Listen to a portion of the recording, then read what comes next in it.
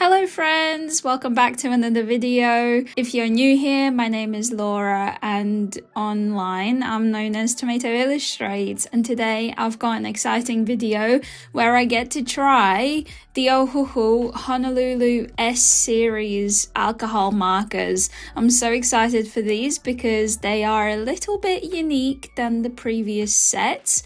As well as you can see, I got the acrylic set and the paper pad, as well as this amazing organizer, and I'm so excited to use it. So to get started, of course, I had to go in with the first thing and open up the Honolulu S series markers. What's really special about these markers is that not only is the brush nib flexible, the chisel side is also flexible, which is such an interesting concept, and I hadn't thought about this, so I was so eager to try them both out. So to get started with them, of course, I had to do some swatches, so I just kind of fast forwarded a little bit just to show you a few of the colors. And then I wanted to experiment with things later, but I'm also going to do the same with these acrylic markers. These ones are really interesting as well, and I'm really excited to try them. So you get two swatch cards, the black and the white, so you can test how well the markers do on different colored paper. So the acrylic markers is a direct ink acrylic pen, which means that there is a cartridge of ink inside of the pen, and when you're using it, it just flows directly. There isn't like a cotton core which has got the ink and then it slowly refills. There is no pumping with these, and it's just like a direct, so the consistency of the ink is always the same as long as you shake it first, which is the most important step in these markers. So in this set you get 48 colors along with 3 white pens and 3 black pens. I know this might look really excessive, like why is there so many of each? But I'm guessing that's because those are the 2 most used colors, maybe? I understand the white, but for me the black really rarely gets used, but I do appreciate the sentiment. And now I wanted to try this marker pad so bad because, as you know, alcohol markers bleed through a lot, and this was one of the tests that I wanted to do just to see how well this marker pad really is. I've seen multiple artists using marker pads and I never really focused too much on it, and I didn't know how well the marker pad actually does, but yeah, this is going to be interesting to see. Also, it's spiral bound, which is not my favorite, but because I feel like this would be more like a one-sided paper situation for me, maybe I can live with it. But yeah, as you can see, the chisel tip is so broad. You can use it in so many different ways and just so many different variations of lines, and the way that it flows with your hand, it just follows what you do, just like the brush side, and it's actually really fascinating. I know that at first they're a little bit stiffer, obviously because you haven't used them yet. And I feel like with time, just like with the brush side, usually what happens after, 10 times using the marker, the nibs become a lot more soft and a lot more not sure the right word, but maybe moldable.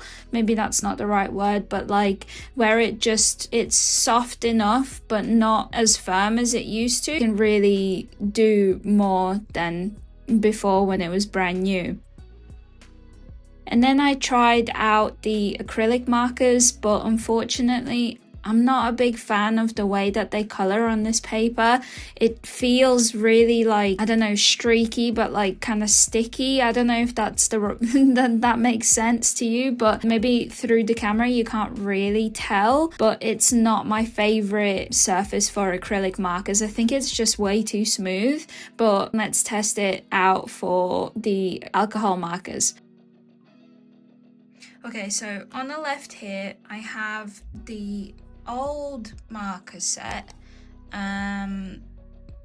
This is the broad tip, which is the old style, and comparing to the new one, which is a soft chisel tip, so you can see that there is a difference.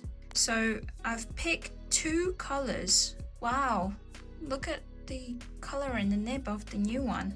So these are supposed to be the same color. Oh, I smudged some on the paper, but it doesn't matter. So these two are, and the rest of them match from the sheet here. You can see they've changed some of the names and some of the codes. So R1, which used to be a coral pink, is now a deep blush named R210. So I want to see if the colors are the same or if they've changed the color as well, which looks like they might have. So R1 used to be this like red color, and in the sets that I had, I pretty much used the R1 always as like a nice red, but the chisel of the old set wasn't very versatile. You could do certain angles obviously, but it just wasn't very cooperative. Like you couldn't do too much, it wouldn't follow the shape of your hand.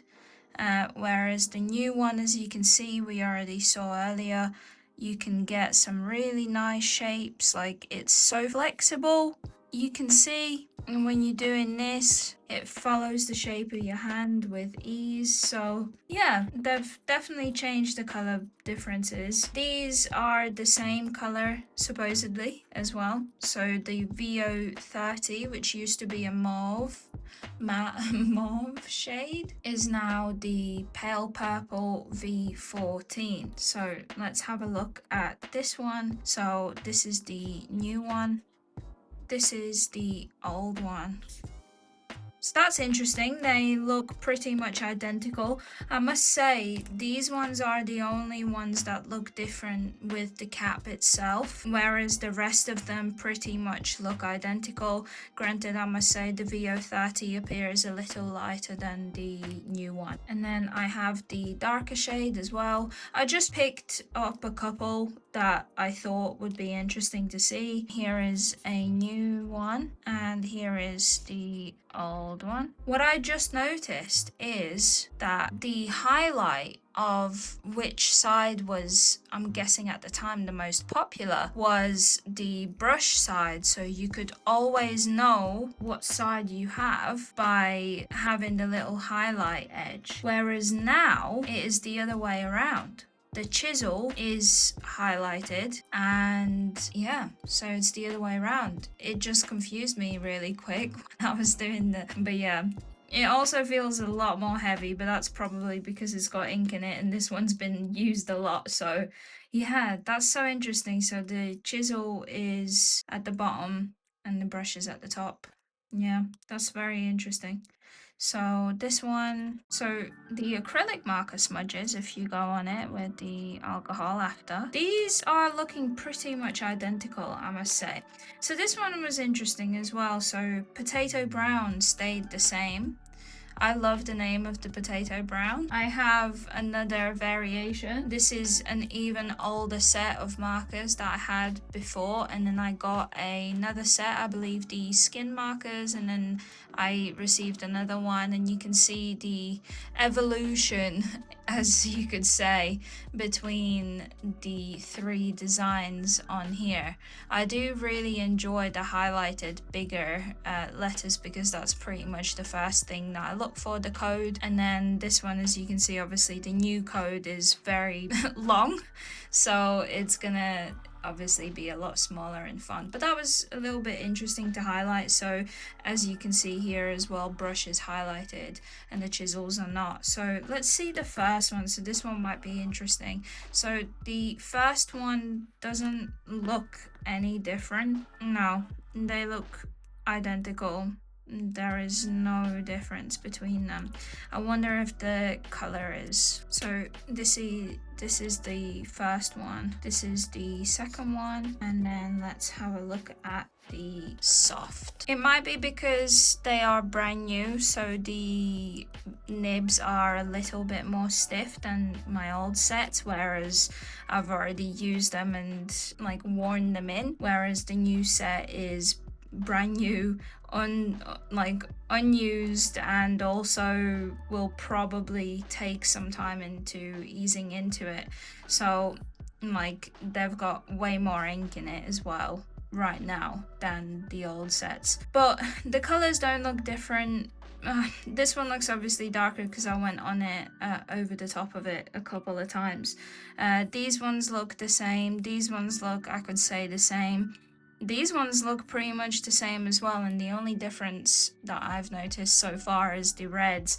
I will definitely keep an eye out on other markers that I notice any different. These ones have served me well. So as I was testing these on this paper, I wanted to see how badly it would bleed through, if at all, and it's nothing. Can you believe this? I can't, because I didn't expect the paper to be so good with alcohol markers, and you saw how many layers, and I did that on purpose to do as many layers as I could to test the bleed through, and I am absolutely amazed. There is nothing on the other side. That is like magic. Wow. And the paper is super smooth, just like you would use for markers, especially alcohol markers, because I don't think they handle watercolor style papers very well, because it just absorbs the ink very fast and then you can't really build on it.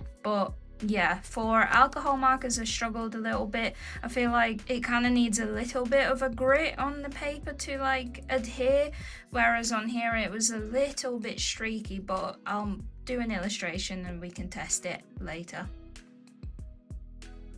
So for my first illustrations, I wanted to go a little bit more what I'm used to, so I kind of chose some little nature inspired drawings, sketches that I took from Pinterest. That's my comfort place. I always go there if I need quick ideas, so I just found these little like organic pieces, of course a mushroom, and these like little, I'm not really sure what they are, but they look really fascinating, and I kind of wanted to replicate something that I did in my sketchbook similar to this with watercolor. So again, something that I've done before, so I kind of had a vision. I didn't have to think too much about it. So I went into it and I tested both sides of the markers, the chisel tip as well as the brush tip. For such a small illustration, the chisel tip wasn't very useful, whereas later on when I'm trying and making an illustration that's a little bit larger in areas, I got to use the chisel and you'll see it worked wonderfully.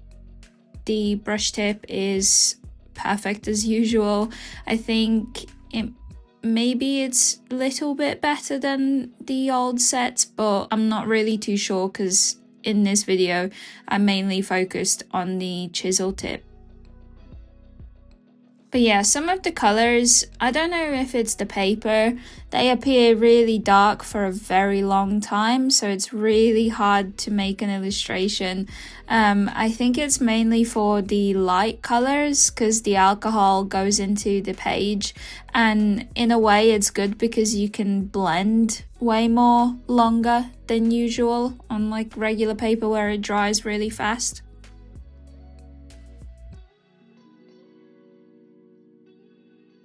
I wanted to show you this method that I learned recently about alcohol markers, that you can take the colorless blender. I've got a ton of these now because every set comes with one, and I never used it this way. You load it up with the color that you need, but because it's so bright, I think using it this way, it slowly fades out, and you basically got this like seamless like blending without actually having to blend it out, and you get the color to be much lighter.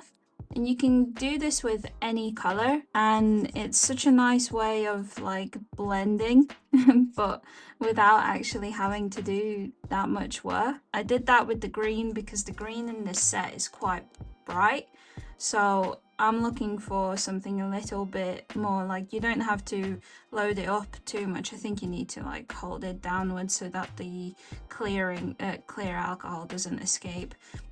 But yeah, it's such a good way to like lighten up some of the colors, because the colors in this set are super vibrant, and I was looking for like a super light green, and as you can see, this set doesn't really have many greens, so I had to use this one in this method to load it up on the stem. So yeah, to note back to that a little bit, as you can see, the 60 colors do contain quite a fair few grays, and like these top colors, like the top section is very yellow and brown, which is great if you're doing portraits. But for someone like me, I would have really liked to see a bit more of a wider color range. I know it's only 60 colors, you know, you have to go with what you get, but I'm hoping that eventually they'll make more colors with this chisel tip, because it's really lovely. But I am definitely missing like bright oranges. You get that papaya shade, but it's just not like a true orange or like a true red. You get a crimson, but it just feels like it's missing fair few colors for me, especially green section. Like you don't get a nice light green. You get like very broad colors in this set. So for my second illustration, I did a redraw from a photo where there's a witchy character, a lady dressed in a witch's costume that I found, and I really thought I could like make it a little bit more cartoony, add a broom, make it look nice and witchy. We did just finish October, so during the October challenges, as you know, because I keep talking about them, I did the daily drawing challenge. You can check it out in my Instagram. I am also selling a bunch of stickers and prints on my Etsy from the daily challenges. Not all of the designs, but I handpicked a few. And yes, if you want to see some more, make sure you check the links in my description. But I wanted to go back to October a little bit, go back to the autumny and Halloweeny vibes, because during my challenge I didn't really get to draw too many, and yeah, I wanted to draw a witch because I hadn't drawn a witch character yet this year, and I thought it would be a great idea to test these alcohol markers out, because when I used to use alcohol markers like every single day, I used to mainly draw portraits or like full body pieces and just people and like cute girls and like characters, and it really reminded me of that time, and I really wanted to channel that side again. I paired them up with some colored pencils just to like bring out a bit more of the detail. I feel like mixed media works perfectly with these markers. As you can see, pencils show up really well, and it's a great addition to bring in those just extra little details. Working on this piece, it was definitely a trust the process type thing, because like I mentioned, I haven't drawn people in a while, like real looking people. Maybe this is very cartoony, but I suppose you know what I mean. And yeah, it was really fun and I really enjoyed it. I'm happy with the hands because they actually do look like hands. And then for my third and final illustration, I wanted to test out the acrylic markers. But what I did first is tried to use the chisel tip to block in the shapes of the roses first, just because I wanted to have kind of like a little backdrop action, because I didn't know how well these markers are going to cover the area. But actually, when I got to working like on a real drawing, it wasn't that difficult. I thought it would be way harder because of the way that the paper is so smooth and there's nothing to catch on.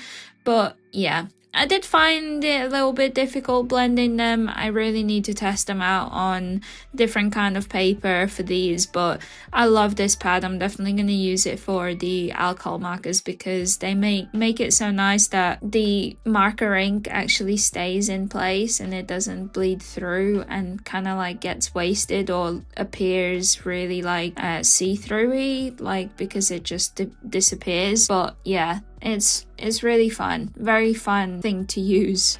I found the acrylic markers really nice. I really like that they're the ink flow type and that the ink just comes right through. I find these markers the best because it's very consistent and like steady. The ink continuously flows through and there's not any like pilling or anything like that. And yeah, I just find it really, really easy to work with.